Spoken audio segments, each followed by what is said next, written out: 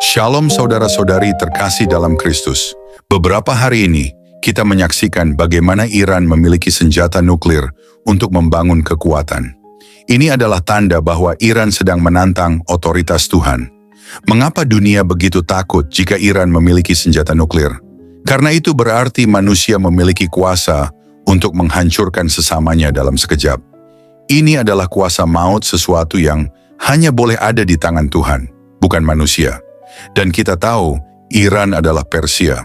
Dan roh-roh Persia itu masih hidup di balik sistem mereka, di balik pemimpin-pemimpin mereka, dan di balik kebencian mereka terhadap umat Tuhan.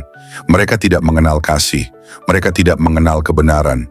Mereka menentang terang dengan ajaran sesat yang menyelimuti bangsanya. Mereka menyembah Allah yang bukan Allah sejati. Roh Persia adalah roh pemberontak. Roh yang sama yang dahulu berusaha menahan malaikat Tuhan dalam kitab Daniel. Roh yang mencoba menghalangi jawaban doa dari surga. Daniel 10 ayat 13. Pemimpin kerajaan orang Persia berdiri 21 hari lamanya menentang aku. Tetapi kemudian Mikhael, salah seorang dari pemimpin-pemimpin terkemuka, datang menolong aku. Dan aku meninggalkan dia di sana, berhadapan dengan raja-raja orang Persia. Lihatlah, bahkan dalam dunia roh, Persia sudah dikenal sebagai penghalang kehendak Tuhan. Dan hari ini, mereka melanjutkan pemberontakan itu dengan mencoba menggenggam nuklir, dengan merancang kehancuran, dengan menyusun konspirasi terhadap Israel dan dunia. Iran berdalih bahwa senjata itu untuk tujuan damai.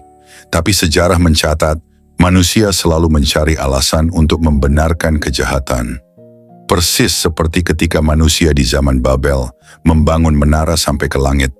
Bukan untuk kehormatan Tuhan, tapi demi meninggikan diri sendiri. Tapi Tuhan tidak akan tinggal diam, Dia akan bertindak. Dia akan menyatakan siapa yang benar-benar memegang kekuasaan atas hidup dan mati. Dia akan menunjukkan bahwa satu-satunya raja di atas segala raja adalah Yesus Kristus, Sang Mesias. Firman Tuhan di dalam Yesaya 47 ayat 10. Engkau tadinya merasa aman dalam kejahatanmu, katamu, tiada yang melihat aku. Kebijaksanaanmu dan pengetahuanmu itulah yang menyesatkan engkau, sehingga engkau berkata dalam hatimu, tiada yang lain di sampingku. Inilah nubuatan bagi bangsa-bangsa yang meninggikan diri dan melawan Tuhan. Tidak peduli sekuat apa teknologi mereka, tidak peduli seberapa dalam bunker fasilitas nuklir mereka, tidak ada yang dapat berlindung dari murka Tuhan. Saat kuasa maut mulai dikejar sebagai mahkota kehormatan, saat manusia menyebut kebohongan sebagai kebenaran dan kehancuran sebagai kedamaian, Iran dengan semangatnya yang lama sedang dipakai oleh kuasa kegelapan untuk menyulut api perlawanan terhadap rencana Allah.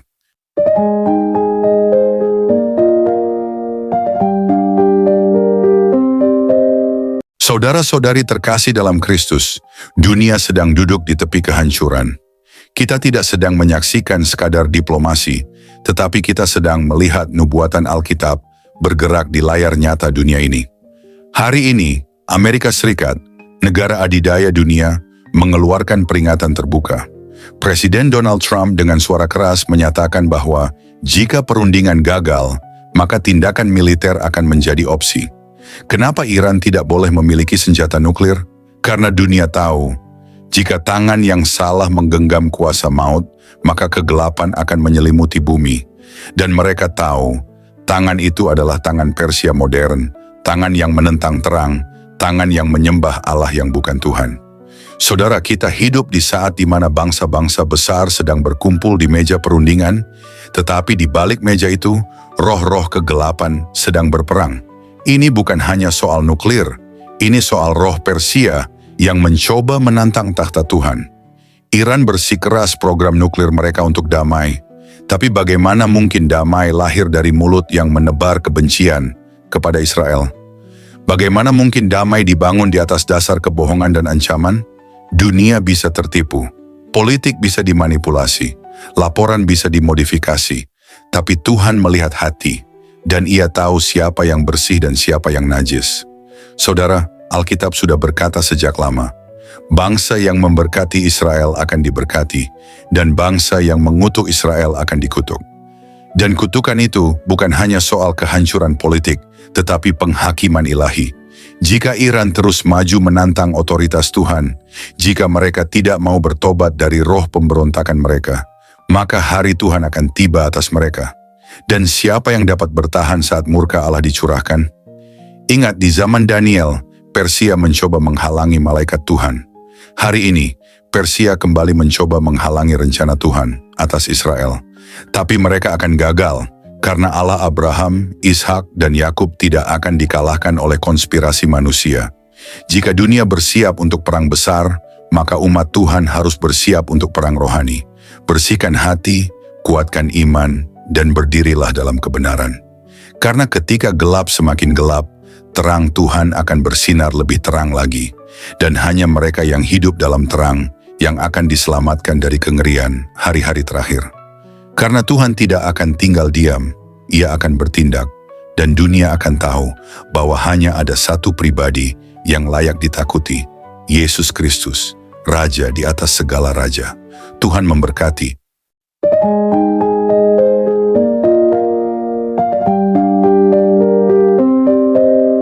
Saudara-saudari terkasih dalam Kristus, sebelum menutup renungan firman Tuhan sore ini, mari kita hayati satu hal penting yang tak boleh diabaikan. Kita sedang hidup di ambang penggenapan nubuatan. Kita bukan lagi hanya menyaksikan berita, kita sedang menyaksikan pergerakan tangan Tuhan di balik sejarah manusia. Apa yang kita lihat hari-hari ini bukan sekadar berita, dan hanya mereka yang memiliki telinga rohani yang tajam yang akan menangkap suara itu. Ketika Persia, yang hari ini bernama Iran, mencoba menggenggam kuasa nuklir, itu bukan hanya tentang teknologi. Itu bukan hanya soal geopolitik atau kekuasaan regional. Itu adalah simbol perlawanan terhadap otoritas Allah. Persia sejak dahulu telah menjadi lambang kuasa roh-roh jahat yang ingin menahan jawaban dari surga. Dan hari ini, roh itu tidak mati. Ia masih hidup dan bekerja melalui sistem dunia yang gelap. Mereka berkata, ini demi damai. Tapi bagaimana mungkin damai jika kebencian terhadap umat Allah menjadi dasar kebijakan mereka? Bagaimana mungkin damai jika terang Tuhan mereka tolak dan diganti dengan kegelapan yang dibungkus dalam kata-kata manis? Jangan tertipu oleh narasi dunia. Banyak yang kelihatannya lembut, tapi mengandung bisa maut. Banyak yang dikatakan demi kedamaian, tapi sesungguhnya dibangun di atas kebohongan. Ingat peringatan Yesaya 5:20. Celakalah mereka yang menyebutkan kejahatan itu baik dan kebaikan itu jahat, yang mengubah kegelapan menjadi terang dan terang menjadi kegelapan, yang mengubah pahit menjadi manis dan manis menjadi pahit. Iran dengan lidah yang manis berbicara soal riset damai, tapi dengan tangan yang lain mereka mendanai terorisme, membenci Israel, dan menantang kehendak Tuhan. Dan sekarang dunia mulai gelisah. Presiden Amerika Serikat Donald Trump menyatakan bahwa jika tidak ada kesepakatan, maka aksi militer menjadi opsi. Dunia tahu bahayanya jika senjata itu jatuh ke tangan yang salah. Tapi sesungguhnya ini tentang hati yang sudah dikendalikan oleh roh pemberontakan. Dan kita tahu, tidak ada roh yang bisa dilawan dengan rudal. Tidak ada kegelapan spiritual yang bisa dihancurkan oleh perjanjian diplomatik. Hanya kuasa salib, hanya kuasa darah anak domba. Hanya kuasa Roh Kudus yang bisa mematahkan kuasa Persia itu. Jangan biarkan dunia ini membutakan mata rohani. Jangan biarkan kenyamanan membungkam suara Tuhan. Jangan biarkan kekayaan, reputasi, atau kesibukan dunia membuat hati menjadi dingin terhadap perkara kekal. Hari ini, dunia sedang menyusun strategi, tapi Tuhan juga sedang menyusun pasukannya. Pasukan bukan dengan senjata fisik, tapi dengan pedang roh. Pasukan yang bukan berbaris di medan perang dunia, tetapi berlutut di ruang doa dan menyuarakan kehendak Tuhan dengan iman yang tak tergoyahkan. Persia tidak akan menang, tapi banyak yang akan binasa jika tidak berjaga-jaga. Guncangan besar sedang datang, dan hanya yang berdiri di atas batu karang yang tak tergoyahkan, Yesus Kristus, yang akan tetap teguh. Perang semakin dekat, nubuat semakin jelas, dan langit sedang bersiap membuka gulungan terakhir dari rencana Tuhan. Jangan menunda pertobatan. Jangan anggap remeh suara Tuhan yang sedang berbicara lewat peristiwa dunia. Ini saatnya kembali. Kembali kepada kebenaran, kembali kepada salib, kembali kepada kasih yang sejati, bukan kasih palsu yang menoleransi dosa, tapi kasih yang menyelamatkan dari murka yang akan datang. Karena satu hari nanti, ketika dunia berpikir mereka telah menang dengan senjata nuklir dan kekuatan militer, langit akan terbelah, Sang Mesias akan datang dalam kemuliaan, dan seluruh bumi akan melihat Dia yang mereka tolak, yang mereka hina, yang mereka lawan. Dan saat itu, tidak akan ada lagi waktu untuk bertobat, tidak akan ada lagi negosiasi, hanya ada penghakiman. Tapi hari ini, saat ini, masih ada waktu, masih ada kesempatan, masih ada pintu yang terbuka, dan itu adalah kasih karunia. Mari kembali, mari bertobat, mari hidup dalam terang. Karena ketika dunia diselimuti kegelapan, hanya mereka yang hidup dalam terang Kristus yang akan diselamatkan. Tuhan tidak akan tinggal diam, Ia akan bertindak. Dan dunia akan tahu bahwa hanya ada satu Raja yang layak ditakuti dan disembah. Yesus Kristus, Tuhan di atas segala Tuhan, Raja di atas segala Raja.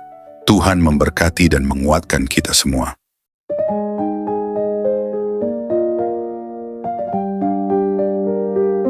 Mari kita berdoa. Kami bersyukur Tuhan Yesus, bersyukur kepadamu, Bapa, oleh karena firman-Mu yang sudah kami dengar pada saat ini. Dalam pergumulan kami, kesusahan, penderitaan, dan keadaan apapun yang kami alami, kami sungguh yakin dan percaya bahwa Engkau, Tuhan, sanggup menyelesaikan semuanya bagi kami. Kami datang kepadamu dengan segala kekuatan dan kelemahan kami, menyerahkan semuanya kepadamu karena kami percaya Engkau berdaulat. Engkau punya otoritas untuk menolong kami, membela kami, dan menyelesaikan segala sesuatu bagi kami.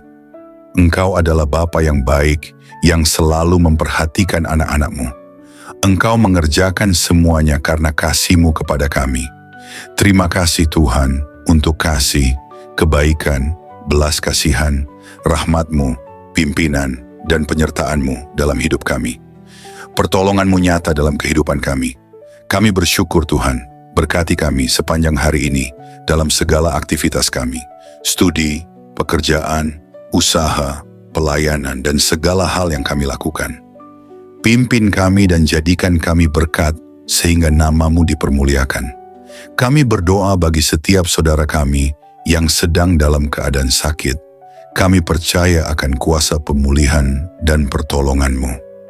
Bagi setiap yang sedang bergumul dengan persoalan hidup, lawatlah ya Tuhan dan nyatakan kuasa-Mu. Dalam nama Tuhan Yesus Kristus, kami sudah berdoa dan mengucap syukur. Amin.